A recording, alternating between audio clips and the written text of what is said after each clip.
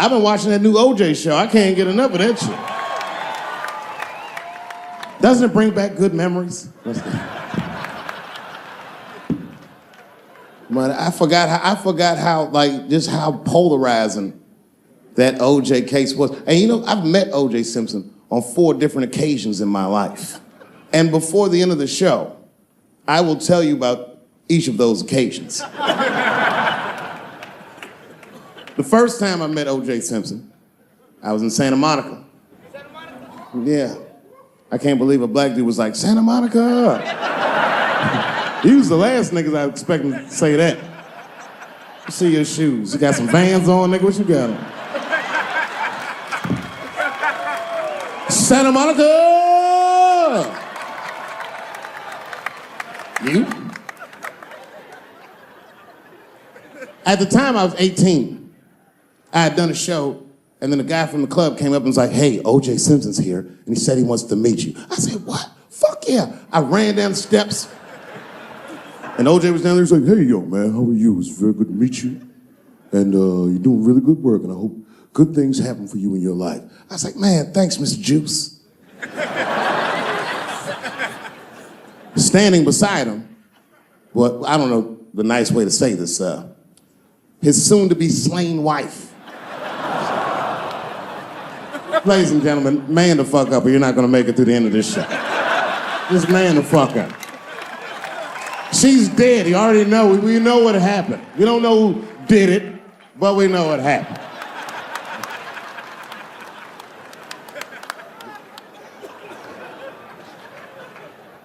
I should tell you that woman was very nice to me. She actually embraced me. She said, I think you're adorable. And she hugged me. She goes, good luck to you. And she held me for a long time. And I whispered in her ear, bitch, are you trying to get us both killed?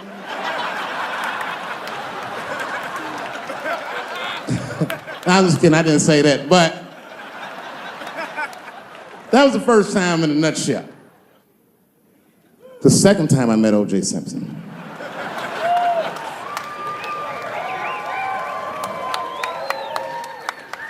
Was right after the trial of the century. There I was, now a young man of probably 23. O.J. Simpson was the most famous or infamous face on planet Earth. I was in a restaurant in Beverly Hills with my agents. I wasn't alone in the restaurant, but I was alone. I was the only black person in the restaurant. And in the 90s, that felt very uncomfortable. Now I tend to enjoy it at this age.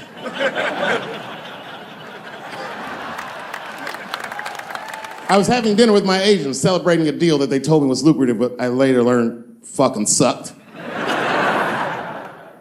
And suddenly, a group of women walked by.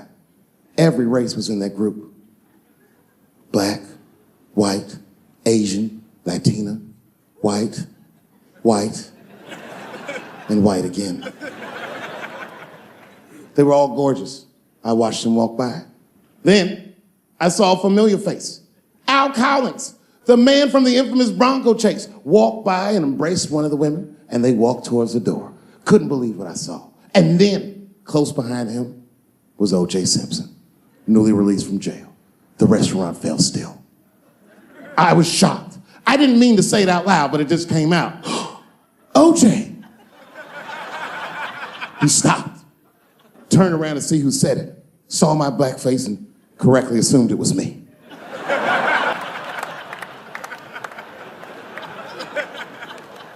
I was sitting in the corner of the booth. He leaned over all the white people I was having dinner with and shook my hand. How are you, young man?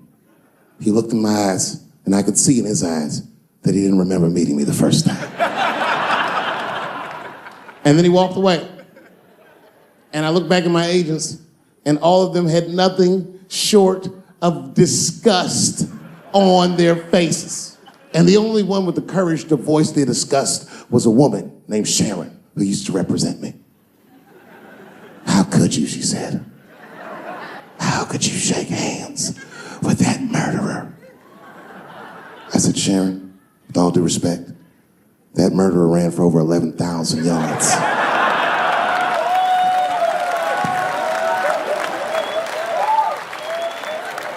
And he was acquitted, so, you know, fuck it. Glove didn't fit. Glove didn't fit. Get over yourself. The third time I met O.J. Simpson,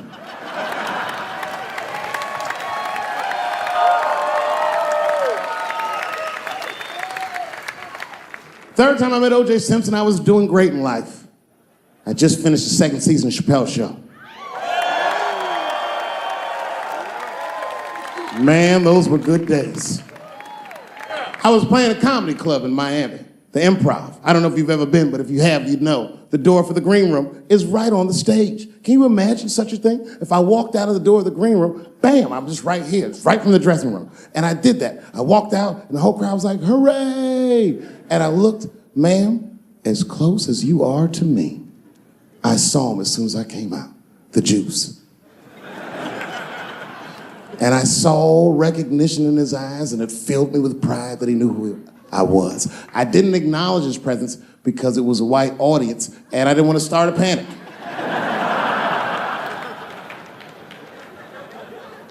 But I did my show.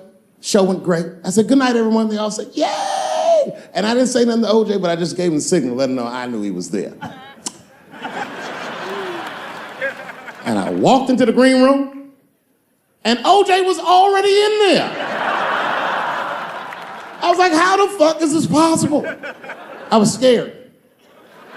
And then my friends came in and we all started talking. We sat down on the couch, and I'm just telling you what I saw with my own eyes. You can believe me or not believe me. But in my experience, O.J. Simpson, one of the nicest men I'd ever met. He was nice to me. He was nice to my friends. The conversation was filled with warmth and levity, humor, and wisdom. We talked for 90 minutes, and then suddenly the Juice said, you know what? I've got to be going. But it's good to see you again, and I'm glad things went so well. I said, thanks, Juice. And my friend said, yeah, goodbye, Mr. Juice. They're new to the game. He said, no, thank you for your hospitality. Good night, guys. And we said, good night. And he just walked out of the room. And as soon as the door closed, we all looked at each other like, that nigga did that shit.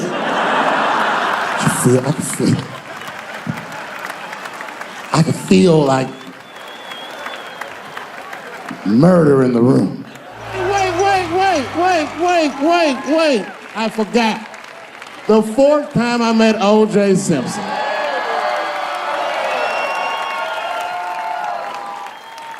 The fourth time is not the funniest time, but it was the last time I'd see the Juice. For some reason, I was at the Kentucky Derby. It's a very long story. This is right after I quit Chappelle Show in spectacular fashion.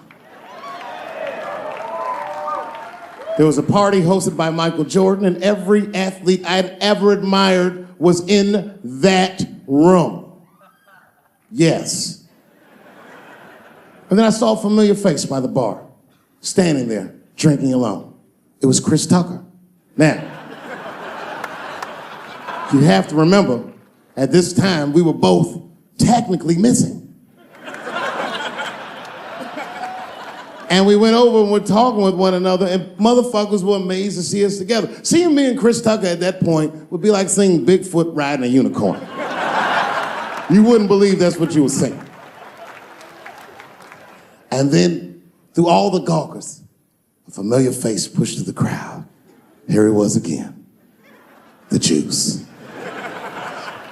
He had his camera ready. He was like, Dave, Chris, good to see you guys. Hey, come on, guys, let's all get together for a picture. And at the same time, me and Chris were like, no.